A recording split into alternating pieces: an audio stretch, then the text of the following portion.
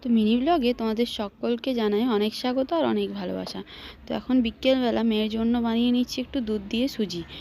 মেয়ে ঘুম থেকে উঠে গেছে, ওকে বানিয়ে দিলাম দুধ দিয়ে সুজি, আর এখানে আমি বানিয়ে নিচ্ছি 1 কাপ কফি।